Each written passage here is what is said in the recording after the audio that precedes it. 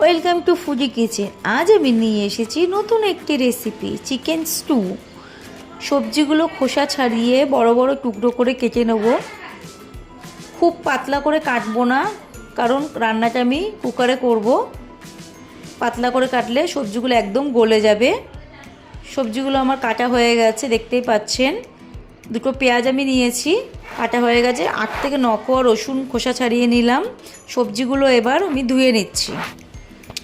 ধোয়া হয়ে গেছে আমার সবজি। রসুনগুলোটা কুচিয়ে নিলাম। আপনারা চাইলে আদা কুচিয়ে ব্যবহার করতে পারবেন, যেহেতু আমার কাছে আদা বাটা ছিল বলে আর কোচাইনি আমি। সবজিগুলো আমার ধোয়া হয়ে গেছে। ফোড়নের জন্য গোটা গরম মশলা, তেজপাতা, শুকনো লঙ্কা, গোলমরিচের গুঁড়ো, স্বাদ মতন লবণ নিয়েছি। এবার ওভেনটাকে জ্বালিয়ে দিয়ে কুকারটা বসিয়ে দিচ্ছি। কুকারটা আমার গরম হয়ে গেছে। এবার 2 চামচ আমি সাদা তেল দিয়ে নিলাম।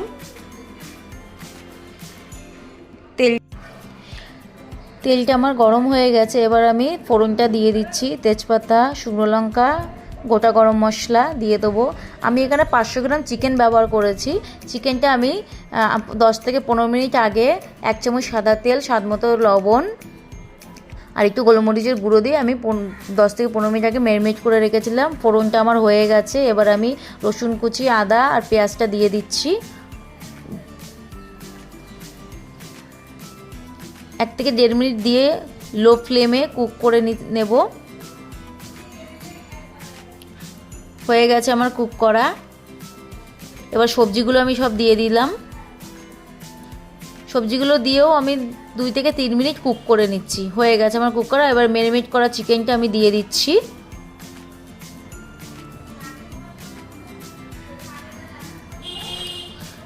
স্বাদ মতো লবণ, 1/2 চামচ গোলমরিচের গুঁড়ো দিয়ে 2 থেকে 3 মিনিট এটা আমি কুক করে নেব। গ্যাসটা আমার কিন্তু লো ফ্লেমেই আছে। 2 থেকে 3 মিনিট হয়ে গেছে, দেখতেই পাচ্ছেন কালারটা কতটা চেঞ্জ হয়ে গেছে। এবার একটু আমি গরম জল করে নিচ্ছি। জলটা আপনাদের পরিমাণ মতন দেবেন, দেখতেই পাচ্ছেন। জলটা আমি দিয়ে দিলাম। এবার ঢাকনাটা আটকিয়ে দিয়ে গ্যাসটা বাড়িয়ে দেবো। একটা সিটি পড়ে গেছে। এবার আমি গ্যাসের ফ্লেমটা লো করে দিয়ে 3 থেকে 4টে সিটি দিয়ে দিয়েছি। তারপরে এটা বন্ধ করে দিয়ে দেখতেই পাচ্ছেন কতটা হেলদি অ্যান্ড জুসি হয়েছে। এবার ওপর থেকে একটুখানি বাটার দিয়ে দিলাম।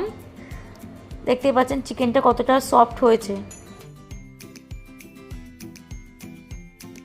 আমার রেসিপিটি যদি আপনাদের ভালো লেগে থাকে, আমার চ্যানেলটিকে সাবস্ক্রাইব করে পাশে থাকা বেল আইকনটি প্রেস করে দেবেন আরও নতুন নতুন ভিডিও পাওয়ার জন্য।